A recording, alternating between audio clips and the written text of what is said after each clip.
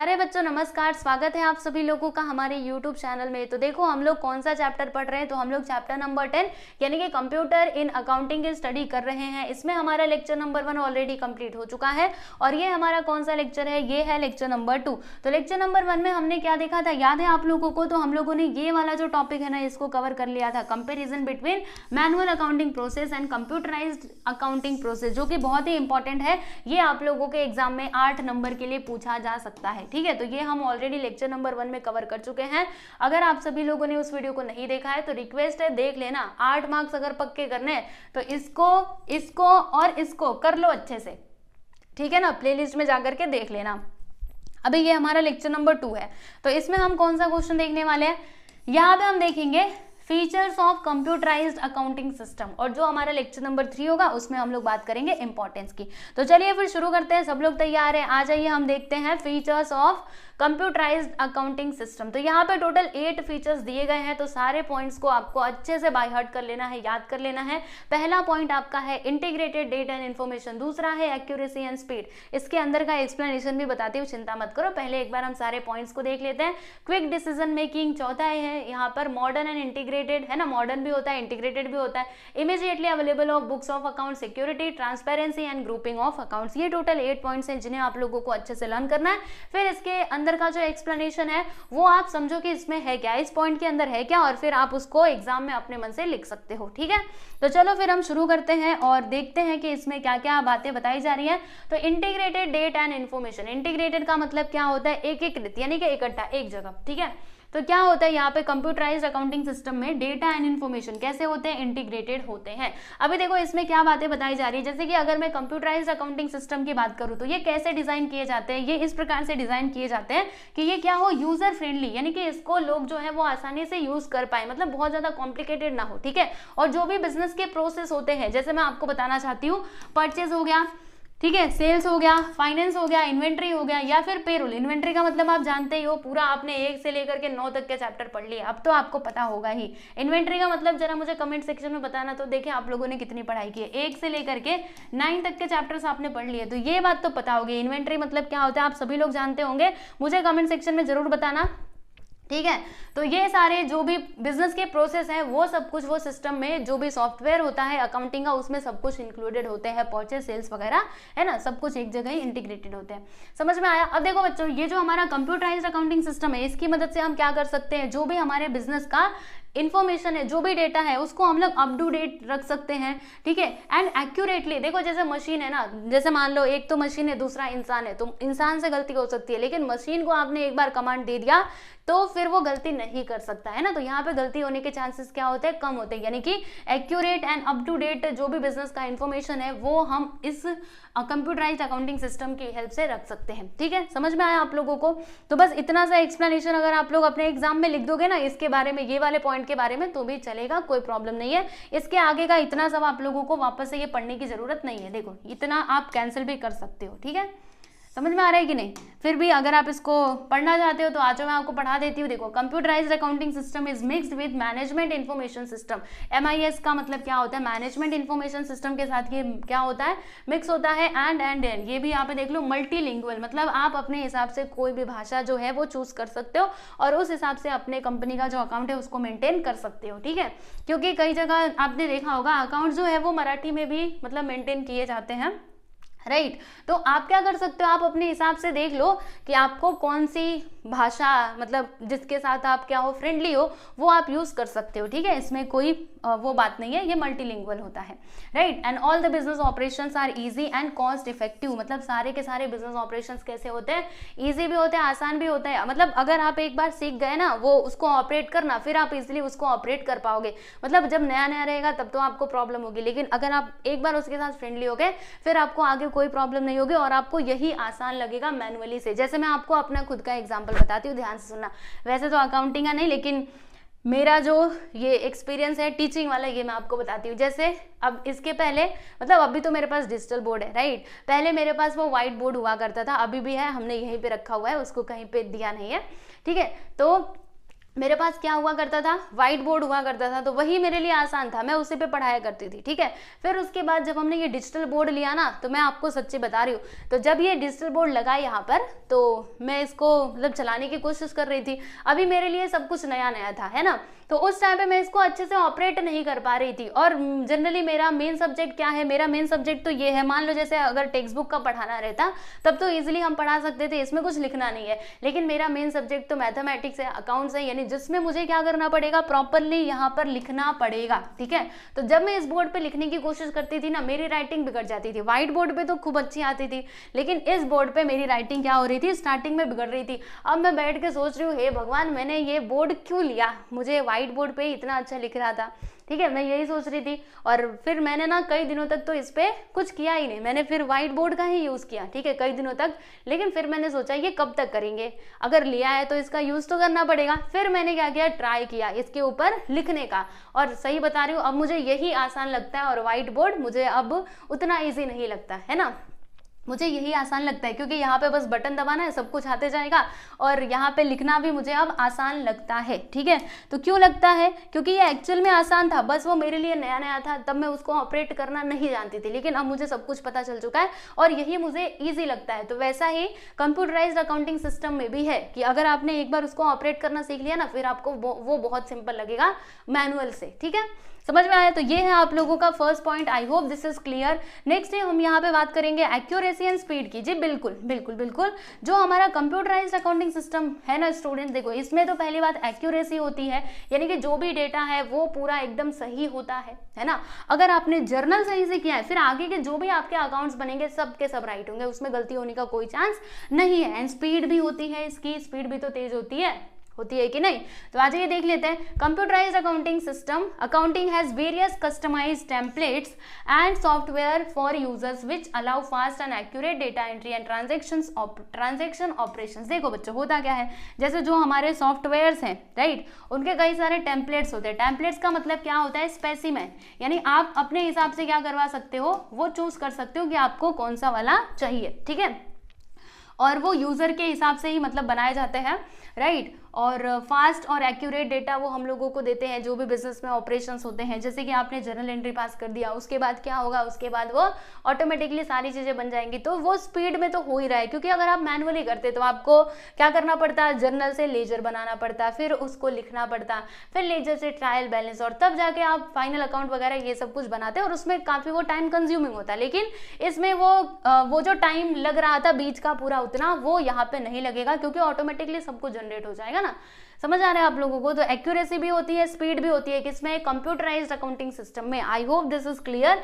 Now next one देखिएगा, यहाँ पे थर्ड पॉइंट की हम लोग बात करेंगे, क्विक डिसीजन मेकिंग। जी बिल्कुल, देखो अगर हमें बिजनेस के रिलेटेड कोई डिसीजन लेने हैं, है ना, देखो बिजनेस का जो डिसीजन है वो किस हिसाब से लिया जाता है, किसके बेस पे लिया जाता है, तो जो हमारे कंपनी का फाइनेंशियल स्टेटमेंट है ना, उसके बेसिस पे ही हम लेते हैं कि हमारी कंपनी को ये साल प्रॉफिट हुआ या फिर घाटा हुआ, कौन सा रेट हमको बढ़ाना चाहिए, ठीक है, कौन सा कॉस्ट हमको कम करना चाहिए, ये सब कुछ हमें कैसे पता चलेगा, जब आप फाइनेंशियल रिपोर्ट देखोगे तभी पता चलेगा। ऐसा थोड़े ना आप हवे में थोड़े ना सोचोगे कि हम इतना रेट ये बढ़ा दें, इतना कॉस्ट ये कम करें, ऐसे आपको पता नहीं चलेगा, आपको फाइनेंशियल रिपोर्ट देखना पड़ेगा, ठीक है। तो सुनो, अगर मैं मैनुअली की बात करूं तो मैनुअली वो धीरे धीरे करके होगा, यानी अभी आपको क्या करना है, बिजनेस के रिलेटेड ट्रांजैक्शन, बिजनेस के रिलेटेड क्या करना है, कोई भी डिसीजन लेना है, राइट। तो अगर मैनुअल की मैं बात करूं, अगर मैनुअल रहा तो फिर आप उनको बोलोगे कि मुझे फाइनेंशियल रिपोर्ट चाहिए, तो क्या करेंगे, जो भी सामने वाले पर्सन है, जो भी आपके अकाउंटेंट है, वो प्रॉपरली मैनुअली बैठ करके बनाएंगे और तब जाके वो रिपोर्ट आपको देंगे। मतलब इसमें टाइम लगेगा, टाइम कंज्यूमिंग है ना, फिर उसके बाद आप डिसीजन ले पाओगे। लेकिन अगर मैं कंप्यूटराइज सिस्टम की बात करूं तो आप बस अपने अकाउंटेंट को बोलोगे कि मुझे फाइनेंशियल रिपोर्ट चाहिए, वो तुरंत एक बटन दबाएगा और फाइनेंशियल रिपोर्ट आपको निकाल करके कंप्यूटर की मदद से दे देगा, है ना, और फिर आप वहां पे अल्टीमेटली डिसीजन ले सकते हो। तो देखो डिसीजन मेकिंग में भी ये हेल्प कर रहा है, वहां पे आपको इंतजार करना पड़ रहा था और इसमें आपको इंतजार करने की जरूरत नहीं है ना।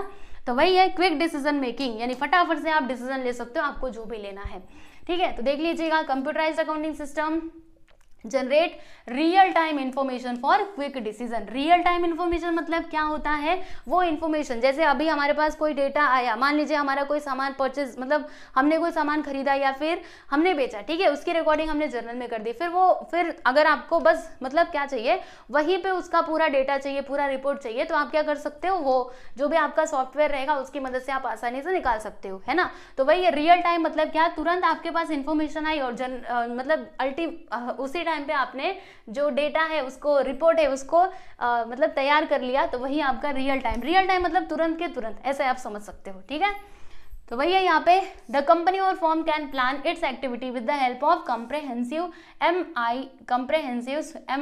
MIS reports and instant access to complete and critical information of the company. तो जो मैंने आपको एक्सप्लेन किया ना, उसी को आप अपने ओन वर्ड्स में लिख देना, बस आपका काम हो जाएगा, ठीक है।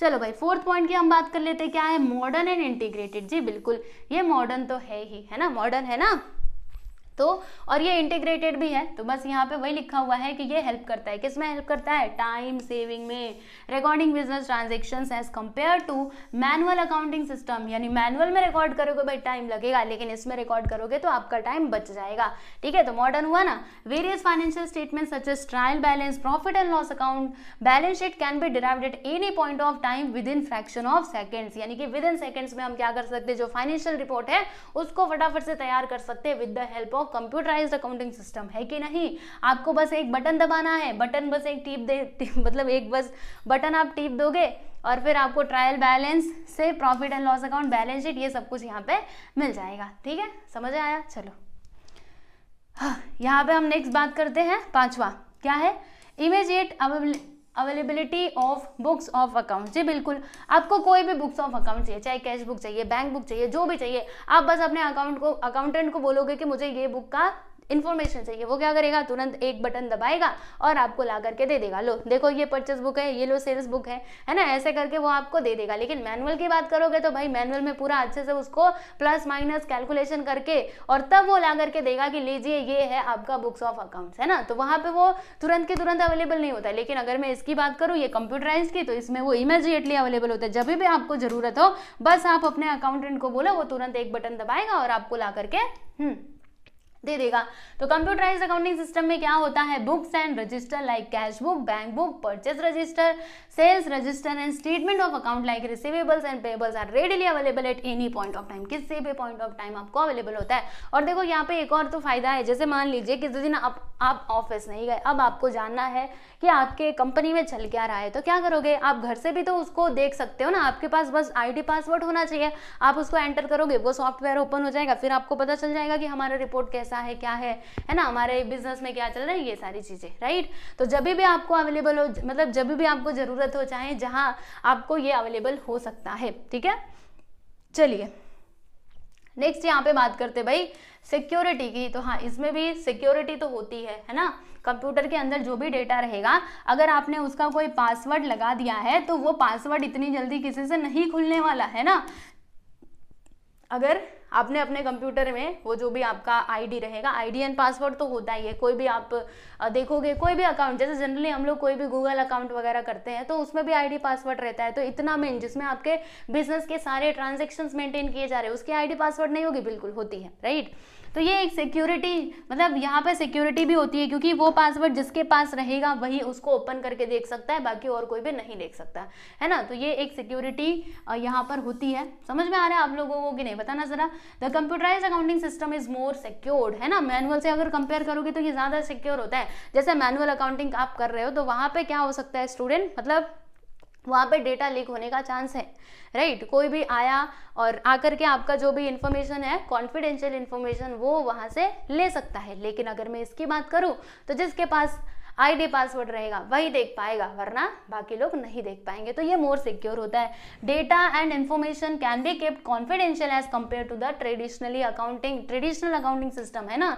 उनको कॉन्फिडेंशियल रखा जा सकता है, यानी छुपा करके, समझे, फिर in this security system user can create multiple user security control for the various users. अब इसका मतलब क्या हुआ, जैसे मान लो कोई एक सॉफ्टवेयर है, ठीक है, तो आप ऐसा भी कर सकते हो कि उसका जो कंट्रोल है ना आप एक से ज्यादा पर्सन को भी दे सकते हो। यानी कि मान लीजिए आपके कंपनी में, मतलब आपका कंपनी काफी बड़ा है, तो जब बड़ा है तो वहां पे ज्यादा ट्रांजेक्शन होंगे। अब ज्यादा ट्रांजेक्शन होंगे तो कोई भी एक अकाउंटेंट तो उतना सारा काम कर नहीं पाएगा, मतलब कई अकाउंटेंट आपको लगाने पड़ेंगे। तो आप मतलब ये इसमें कैसी फैसिलिटी होती है, मल्टी यूजर की, यानी कई सारे अकाउंटेंट आप बिठा सकते हो और उनको वो आईडी पासवर्ड दे दोगे, फिर वो अपने हिसाब से क्या कर सकते हैं, उसको मेंटेन कर सकते हैं, यानी कि सारे जो आपके ट्रांजैक्शंस हो रहे हैं उनकी एंट्री कर सकते हैं। तो ये भी फैसिलिटी यहाँ पर अवेलेबल होती है, ठीक है।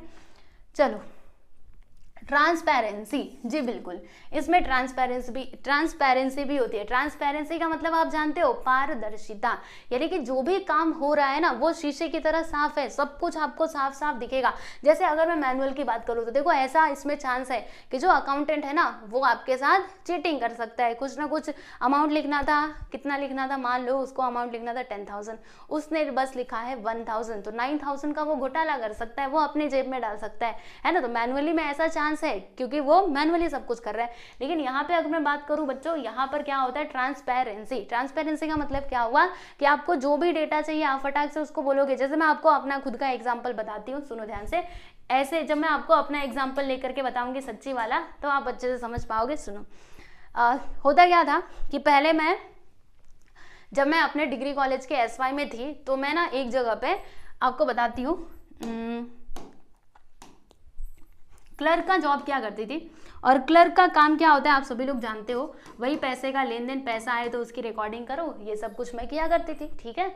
हाँ, तो चलो ये तो हम करते थे, पूरा दिन भर हम किया करते थे। फिर लास्ट में क्या होता था कि जो मेन वहाँ के हेड रहते थे वो हमसे क्या करते थे ना, पूरा रिपोर्ट मांगते थे कि आज पूरे दिन में क्या क्या ट्रांजेक्शन्स हुआ जरा हमको बताना। और ये सब कुछ एंट्री जो मैं करती थी वो सॉफ्टवेयर के अंदर ही होता था, एक सॉफ्टवेयर था, ठीक है, जिसमें हम सारी एंट्रीज किया करते थे। तो वो हमसे लास्ट में एक रिपोर्ट भी मांगते थे, ठीक है। तो वो रिपोर्ट हम कैसे देते थे, वो रिपोर्ट में रहता क्या था, जो भी ट्रांजेक्शन्स हुए ना, बस ट्रांजेक्शन था, किस नाम से हुआ ये सब नहीं, बस आज ये ट्रांजेक्शन हुआ, मान लो किसी का पैसा आया, किसी का पैसा गया, तो वो सब कुछ वहां पे रिकॉर्डिंग रहती थी, है ना। तो हम क्या करते थे, वो फाइनल रिपोर्ट निकाल करके मेन हेड को दे दिया करते थे, फिर वो अपने हिसाब से अपना मिला लेते थे कि कहीं पे कुछ गड़बड़ तो नहीं हुई है ना। तो देखो ये सॉफ्टवेयर की ही मदद से ऐसा मतलब पॉसिबल हो पाया कि हम लोगों ने क्या किया, एक बटन दबाया और पूरा जो इन्फॉर्मेशन था, पूरा दिन भर का ट्रांजैक्शन उनके सामने चला गया। अगर हम ये मैनुअली करते तो ऐसा चांस होता कि हम मैनुअली सब कुछ लिख रहे हैं कि आज ये हुआ, आज ये हुआ, और हो सकता है कि हम उसमें कुछ अमाउंट में इधर उधर कर दे, ठीक है। समझ आ रहा है कि नहीं, मतलब सामने वाले पर्सन को तो जो पर्ची था, जो रिसीट था, वो तो हमने मान लीजिए 10,000 का दिया, लेकिन जब रिपोर्ट तैयार कर रहे हैं तो हो सकता है 10,000 की जगह बस हमने 1,000 ही लिखा, है ना। तो ये सारे चांसेस हैं ऐसा मतलब फ्रॉड होने के। तो इससे बचने में ये बहुत ज़्यादा यूजफुल होता है कंप्यूटराइज्ड अकाउंटिंग सिस्टम, यानी कि ये पूरा ट्रांसपेरेंट होता है, शीशे की तरह साफ होता है, इसमें आप गड़बड़ घोटाला नहीं कर सकते, है ना। गड़बड़ घोटाला किया तो पकड़े जाओगे, क्योंकि सब कुछ प्रॉपर्ली रिकॉर्डेड होता है। तो वही है transparency. Computerised accounting system help business organisation to keep greater transparency in the day to day business operations, right. चलो अब हम यहाँ पे नेक्स्ट जो हमारा लास्ट टॉपिक है इसकी बात करेंगे, ग्रुपिंग ऑफ अकाउंट्स। अब ये क्या होता है बताओ जरा।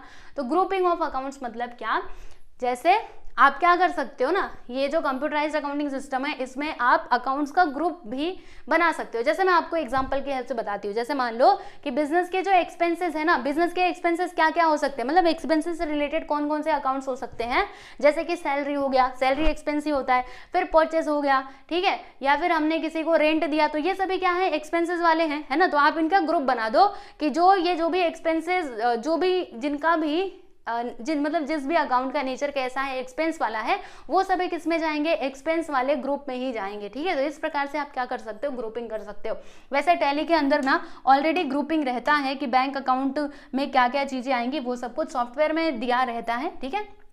तो वही है, यहाँ पे ग्रुपिंग ऑफ अकाउंट्स का भी ऑप्शन आप लोगों को मिल जाता है। देख लो, एप्रोप्रिएट, यानी एप्रोप्रिएट मतलब क्या होता है, सही grouping of accounts is required to be done in computerised accounting system. सही आपको क्या करना है, मतलब एप्रोप्रिएट ग्रुपिंग बनाना है एंड क्या होगा? Normally ledger accounts are classified under groups like assets, liabilities, income and expenditure, है ना। जो हमारे लेजर अकाउंट्स हैं वो ऐसे क्लासिफाइड रहते हैं ना, असेट्स में, लाइबिलिटीज में, इनकम में, एक्सपेंडिचर में, है ना। एक्सपेंडिचर में क्या क्या आ जाएगा, जो भी आप खर्चा कर रहे हो वो सब कुछ। तो as per requirement these groups are further divided into sub groups as per convenience of the user. Okay, तो ये सारे 8 पॉइंट्स हैं, इनको आप अच्छे से याद कर लेना। चलो एक बार मैं आपको जाते जाते रिवाइज करवा देती हूँ। पहला था हमारा integrated data and information, second था एक्यूरेसी एंड स्पीड, थर्ड क्या था क्विक डिसीजन मेकिंग, चौथा बताना तो मॉडर्न एंड इंटीग्रेटेड, पांचवा था immediate availability of books of account, security, transparency and grouping of accounts. ये सारे पॉइंट्स आप अच्छे से याद कर लो, फिर जो मैंने आपको एक्सप्लेनेशन बताया वो आप इसमें लिख सकते हो, ठीक है।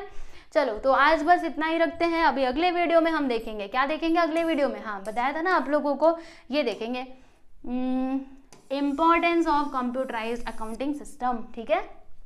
तो चलो बताना जरा ये वीडियो आपको कैसा लगा, और जो मैंने आपसे सवाल पूछा ना इसका भी जवाब देना। मैंने पूछा था ना इन्वेंट्री क्या होता है, इन्वेंट्री का मीनिंग मुझे बताना जरूर, ठीक है। चलिए चलते हैं और ध्यान रखिएगा अपना, और मिलते हैं नेक्स्ट वीडियो में, ठीक है। चलो बाय एवरीवन।